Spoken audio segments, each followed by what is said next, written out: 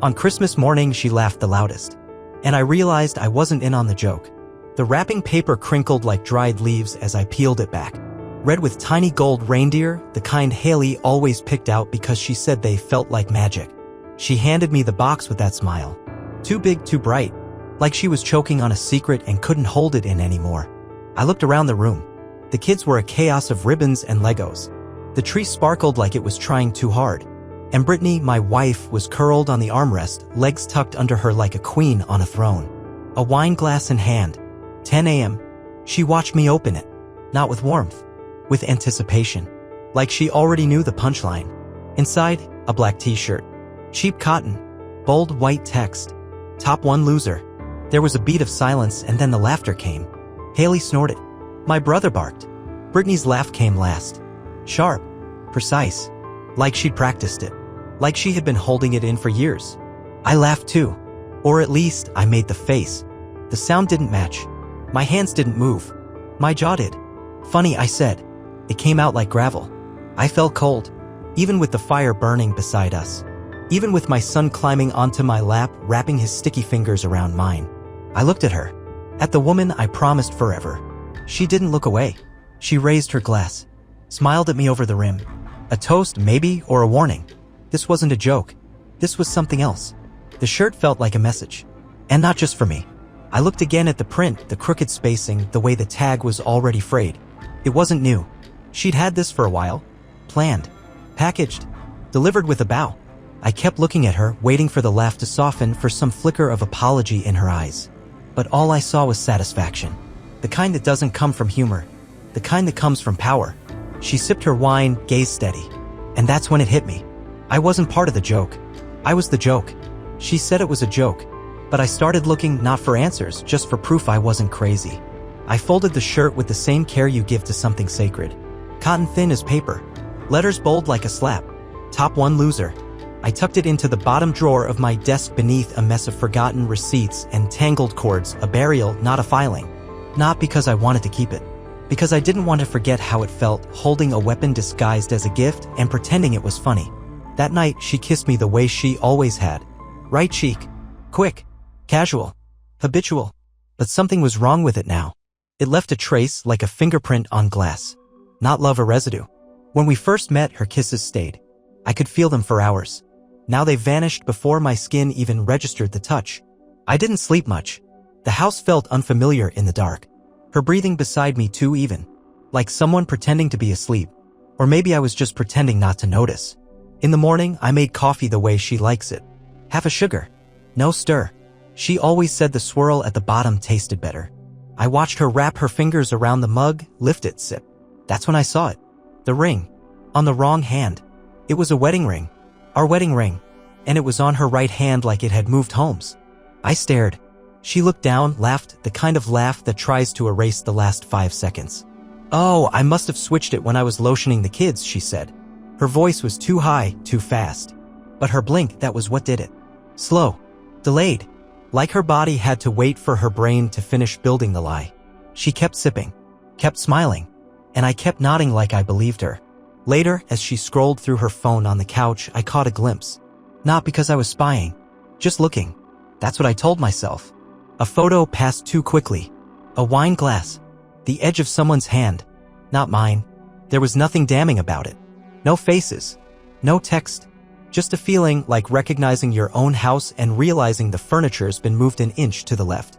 I wasn't looking for betrayal. I was looking for something to hold onto. A corner of truth. A crack in the glass I could press my thumb against. Because once someone laughs at your love, even silence feels like mockery. Even comfort feels like camouflage. Even the way she sets her phone face down on the kitchen counter starts to hum with meaning. And that's the worst part. Not knowing what's real. Only knowing that something isn't. They still called me Dad. But I started wondering if I was just a character in their story, not blood, not truth, just background. They ran up to me, paper flapping, grins too big for their faces. Look what we made, Dad. Family trees. Drawn in colored pencil. Mason's was crooked, his handwriting tilted like a question mark. Lily's had hearts where the leaves should be. I smiled. Of course I did. There I was right where I was supposed to be. Dad. A name in a box. inked in beside Brittany's, roots leading down to their names, their photos, their glitter-glued fingerprints. But something in me paused. A flicker. Mason tugged at his shirt and there it was again, the freckle. On his collarbone, right where mine used to be. Used to think that meant something. Some genetic breadcrumb. But now? It felt like a coincidence I wanted too badly to believe in. And Lily, her eyes caught the light, bright green. Not my shade. Not Brittany's either. I'd noticed before. But noticing isn't the same as accepting. And now every time she blinked, it felt like a question I couldn't ask. I wasn't trying to dig. I wasn't trying to be paranoid. But I couldn't stop thinking how strange it is to stand inside a life and feel like a guest. The walls still held our pictures. The couch still had the same coffee stain from Mason's juice box war. But the silence was heavier now. Full of things I wasn't supposed to hear. Brittany suddenly affectionate, but not in the old way. Not the comfortable way of love that settles in. These were sharp touches. Calculated. Shoulder grazes. Head tilts. A kiss on the cheek that landed too quickly. Affection that felt like theater. Like she was patching drywall with lipstick. And Haley, the one who laughed loudest when I opened that shirt, she barely spoke now. No eye contact. Just the occasional glance that landed like an apology too cowardly to speak its name. I started hearing things in the quiet. Brittany's phone buzzing under a blanket. The way she'd hum in the kitchen and stop when I entered. How she overlaughed when I mentioned Christmas dinner with my parents, like I'd said something deeply awkward. Everyone moved like it was still Christmas morning. Like nothing had shifted. Like I hadn't seen the crack at the edge of the painting. But I had. And now I couldn't unsee it.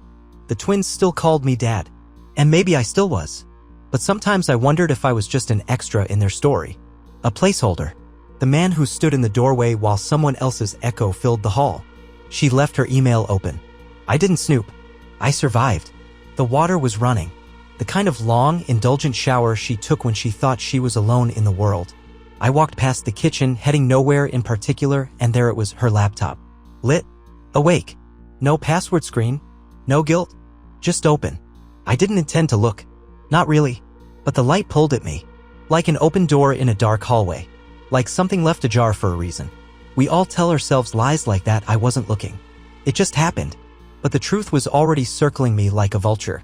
I was just pretending not to feel the wings overhead. The folder was labeled PTO forms. I clicked it because I needed to believe I was still imagining things. That this would be boring. Bureaucratic. That the only thing hiding behind the glass was a vacation request or a scanned insurance claim. Instead, it was medical paperwork. Pediatric records. Lab results. A folder inside the folder named just in case. My throat dried. There were test templates. Paternity templates. 2 of them. One was blank. One wasn't. I opened it like it might bite me. It wasn't addressed to me. It was sent to someone named Derek. Subject line, need to be sure. Again. Again. I didn't read the rest. I didn't need to. My name wasn't anywhere. I closed the laptop. Sat down at the dining table like I had a choice in any of this. The steam slid under the bathroom door, slow and creeping. Like the fog I'd been living in, soft, warm, but blinding. I thought of Mason's freckle. Lily's eyes. The corner of a wine glass in a photo I didn't take. The way Brittany said we're lucky when people called the kids beautiful, never, they look just like you. She always joked I was too calm for my own good. But calm isn't peace. Calm is armor. Calm is the cage you build when you've been burned too slowly to scream. That night, I didn't yell. I didn't accuse. I searched paternity labs. Just addresses. Just pricing. No login.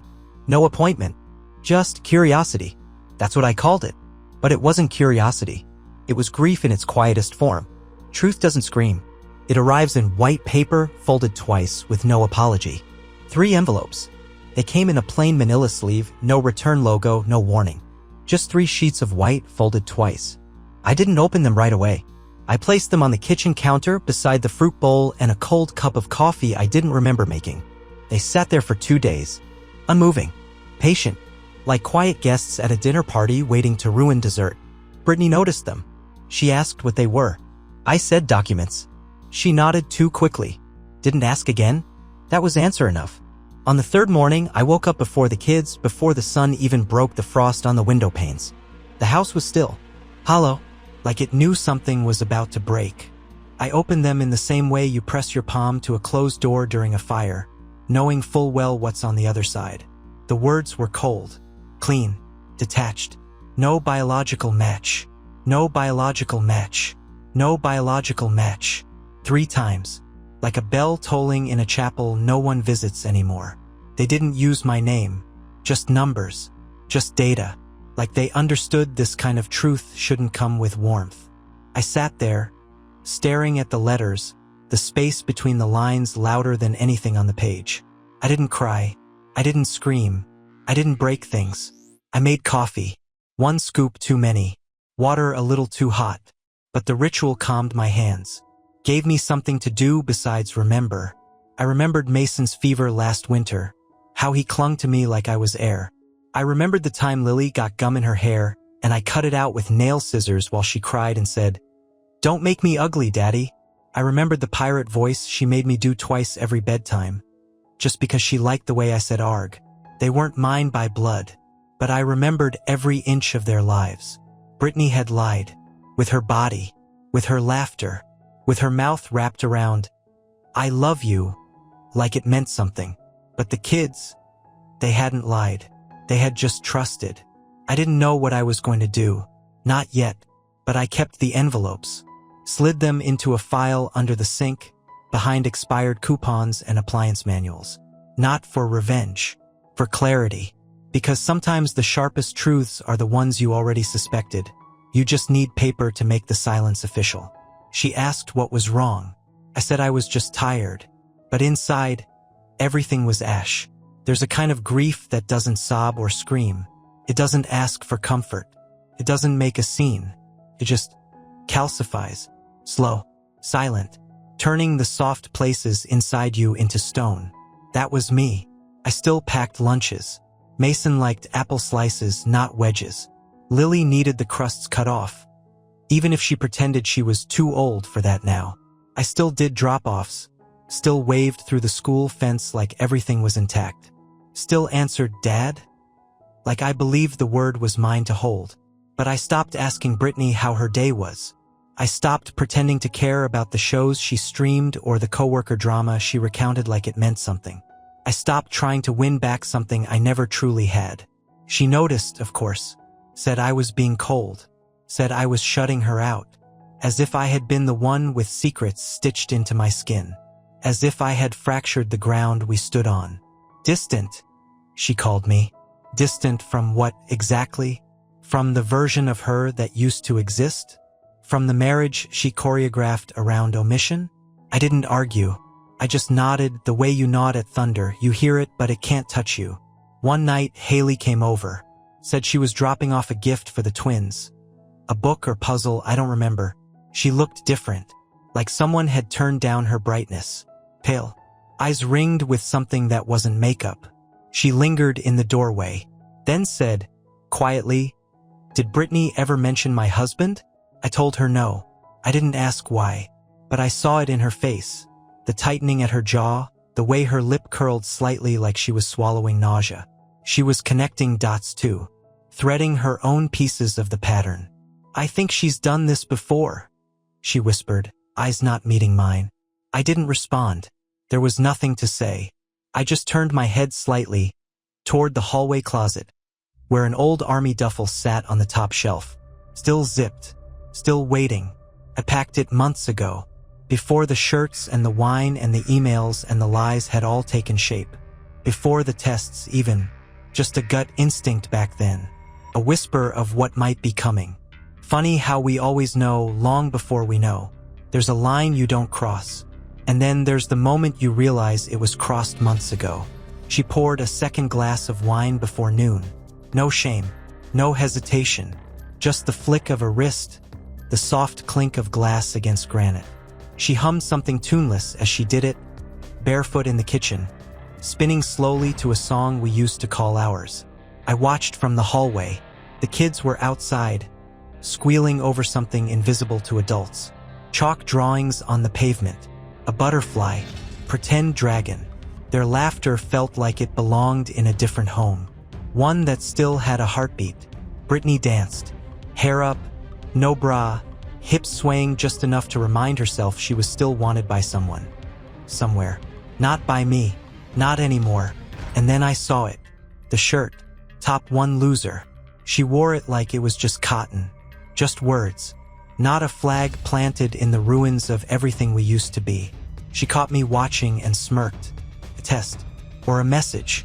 Or both. That was the moment. Not the paternity results. Not the emails. Not the nights she turned away from me in bed like a stranger occupying my wife's shape. This quiet defiance. This performance of innocence inside the crime scene. I turned without a word and walked down the hall. Opened the closet. Pulled out the old army duffel. The one I'd packed and unpacked in my head 100 times. Laid it on the bed like an answer. Started folding. Calmly. Deliberately. A sweater. Socks. A folder of documents. Toothbrush. Phone charger. She appeared in the doorway, wine in hand. "Where are you going?" she asked. I didn't look up. "Not yet," I said. Because this wasn't panic. This wasn't escape. This was the first honest thing I'd done in months. I wasn't running from the lie. I was preparing to leave the shape it left behind. You don't abandon a lie. You outgrow it. She still thought I didn't know. That was the last bit of power she had. She came home late. The front door opened with a click that was too careful, like she was trying not to wake a house already wide awake. Her heels were in her hand. Her hair was pinned too neatly for a casual night. Lipstick wiped poorly, the red smeared faintly along the edge of her mouth like a secret she hadn't fully swallowed. She smelled like vanilla. And something else. Not guilt. Not shame. Something synthetic. Something false trying to pass for sweet. I was already sitting at the kitchen table. 3 envelopes. Laid out like cards in a losing hand. She stopped mid-step when she saw them. I didn't raise my voice. Didn't stand. Just looked at her the way you look at a mirror you finally stopped lying to. "I know," I said. "That's all." She blinked. Once. Twice. Then laughed, the kind that used to scrape across my skin like sandpaper. But this time it broke halfway through, cracked in the middle like glass under strain. "You think that makes you what?" she spat. "Some kind of martyr?" "No," I said, my voice so steady it almost scared me. "Just done." That's when the unraveling started. She didn't beg. She accused. Said I was boring. Predictable. Emotionally muted. A man who folded laundry too neatly and loved too quietly. She said I made it easy for her to drift. As if loyalty was something to be punished. She listed my faults like a grocery receipt, itemized blame, neatly categorized, too calm. Too routine. Too trusting. But I didn't respond. Because none of it was about me. Not really. This wasn't a conversation. It was her trying to rewrite the final scene, to cast herself in a role she hadn't earned, the misunderstood, the trapped, the broken. She was fighting to control the ending. But I was already writing a new book. And she wasn't in it. I left while the house was asleep. Not as a coward. As a man who finally saw daylight. The sky was still ink when I zipped the duffel. No birdsong. No movement. Just the refrigerator hum and the soft breath of a house pretending to be whole. I moved quietly. Not because I feared waking anyone. But because I didn't want to disturb the illusion they'd built without me. The envelopes were sealed. Slipped into the drawer beneath the junk mail and unpaid receipts. They weren't a threat. Just artifacts. The final punctuation marks to a sentence I'd spent too long reading aloud. I left a note on the kitchen counter. Torn from a yellow legal pad. Not for her. I owed her nothing. It was for them. Just one line. "You were still my always." I didn't take much. Some clothes. My toothbrush. The photo of the kids at the beach, the one I took before the shift, before the smirks turned to secrets. The one with real smiles. Sand between toes, cheeks pink from salt air, Mason mid-laugh, Lily with ice cream on her chin. I left the rest. Furniture. Framed lies. A marriage that had become a well-furnished tomb. I didn't look back at the door as I pulled it shut. The lock clicked like a sigh. I drove without aim. Highway signs blurred past like names I didn't need to know. It wasn't escape. It was motion. Something real. Something alive. She texted. Then called. Then nothing. I read none of it. Deleted them unopened. Let silence answer silence. Later, Haley messaged me once. "I believe you." I believe them too. I stared at it for a long time. The simplicity of it. The weight. But I didn't reply. Some moments don't need closure. Some exits aren't escapes. They're returns to yourself. She thought she broke me. But all she did was burn the part of me that needed her. 6 months passed like a slow tide. No explosions. No courtroom battles.